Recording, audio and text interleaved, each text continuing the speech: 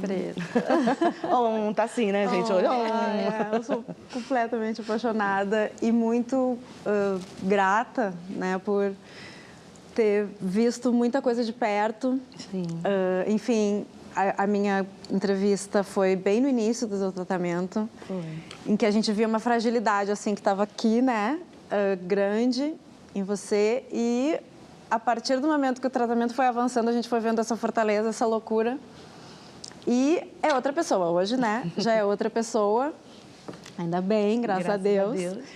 E aí eu queria falar sobre um outro tabu, que você é a rainha dos tabus, que também você falou de uma maneira muito aberta durante o teu tratamento e que também foi um pouco decorrência de umas conversas que você teve com seu pai, que é essa pessoa griot, né? Que, enfim, que nos ensina todos os dias, imagina para você, que era sobre a morte.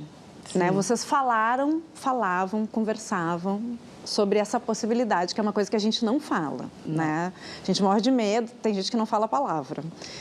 E eu queria saber se hoje, nesse lugar, essa outra preta, vendo isso de uma distância maior, como que você enxerga essas conversas que vocês tiveram? Se antes elas eram mais assustadoras, hoje elas já têm um outro lugar para você.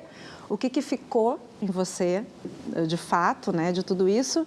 E como é viver depois dessa experiência, assim? É mais intenso, é mais alegre, é mais fácil, é mais verdadeiro? Pois é, meu pai, ele já tem uma maneira de lidar com a morte há muitos anos diferente da gente. Aqui, a gente, por uma cultura ocidental, a gente é um tabu. Ah, meu Deus, a gente não fala sobre a morte. Meu pai sempre falou. Inclusive, ele tem uma música chamada Não Tenho Medo da Morte, que é muito forte. Eu me lembro que logo no começo eu estranhava, mas eu também estranhava se eu quiser falar com Deus. Enfim, outras músicas que ele aborda esse assunto. Quando eu tive a sepsemia, no começo do meu tratamento, eu ainda estava fazendo quimioterapia, ali foi um divisor de águas muito importante na minha vida, porque, de fato, eu tive uma experiência de quase morte.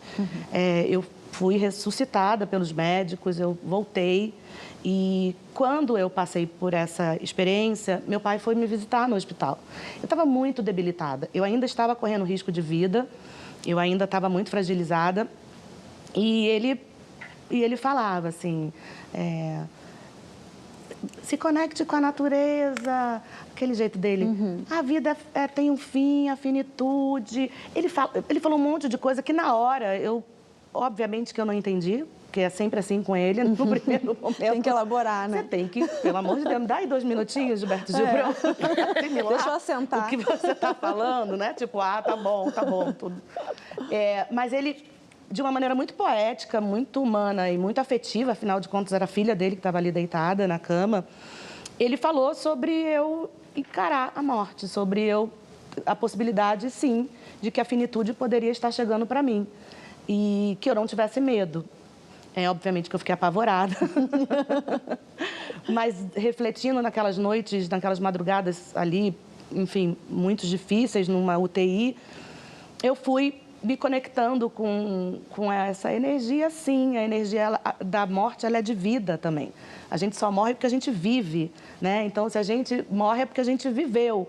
Então, eu comecei a pensar, porque era uma realidade. Eu tinha muito medo, não sabia... Eu sempre tive fé e sempre fui muito positiva em relação ao tratamento. Mas o baque da sepse foi muito grande e eu ainda tinha mais de 10 meses pela frente de tratamento. Então, eu comecei a lidar com isso. Eu te digo que mudou, porque hoje eu tenho menos medo da morte. Eu não estou que nem ele, ainda não tenho medo da morte. Eu ainda tenho um pouco. Na verdade, não é nem da morte em si. Eu tenho medo de não viver, por exemplo, de não ver minha neta crescer. Isso é uma coisa que me angustiava muito, mas eu... digo isso para ela, para a bichinha, tadinha, 8 anos, tendo que carregar esse peso. Eu falo, eu me curei por sua causa, mas não só por ela, pelos meus sobrinhos, meus afilhados. Criança, né? A gente quer ver crescer. Mas eu acho que mudou, sim, a minha percepção em relação à morte. Acho que eu tenho uma calmaria, assim, não é uma coisa que me tire o sono nem me angustie. Por isso eu cuido muito melhor da minha saúde hoje também. para que eu tenha uma vida longeva, para que eu possa viver até quando Deus quiser, mas que seja, que Ele queira que seja... Que Ele queira muito. Ele quer, eu acho também. Conversei bastante com ele também, ele me disse, olha... Chegaram nesse acordo. Chegamos nesse acordo. Você ainda vai viver muito. Joana. Eu acho que não tenho mais aquela angústia, porque a gente tem, né? Mas a doença, ela humaniza de verdade a morte. Ela te aproxima muito da morte e você faz uma desconstrução, né? Até disso. Desse tabu. Jô.